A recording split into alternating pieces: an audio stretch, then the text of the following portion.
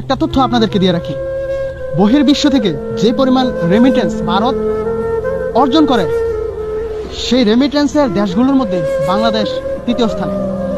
বাংলাদেশের পর্যটকরা ভারতে যায়, বাংলাদেশের জনগণ অসুস্থ হলে ভারতে যায়, বাংলাদেশের সবজির সংকট হলে ভারতের সবজি আমরা ব্যবহার করি, ভারতের মশলা আমরা ব্যবহার করি। তবে একটা কথা জানেন, ভারত কোনো জিনিস এক পয়সা পাঙ্গা দেয় না। সবগুলো জিনিস আমরা টাকা দিয়ে, আমরা রেমিটেন্সের অর্থ দিয়ে, আমরা ডলার দিয়ে ক্রয় করে থাকি। আমরা যেহেতু টাকা দিয়ে ক্রয় করে থাকি, তাহলে কেন আমাদের ভারত প্রীতি থাকবে? বর্তমানে পরিবহনে, গত কয়েকদিনের বিচার বিশ্লেষণে, পরিবহনে এখন কোনো দুর্নীতি নেই।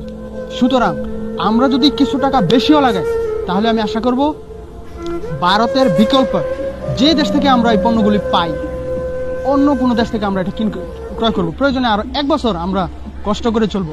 আমরা বিশ্বের বুকে সম্মানিত জাতি, আমরা রক্ত দিয়ে দেশ স্বাধীন করেছি, আমরা অন্যায়ের প্রতিবাদ করে দ্বিতীয়বারের মতো আবার দেশটা জনগণের জিম্মা নিয়ে আসছি।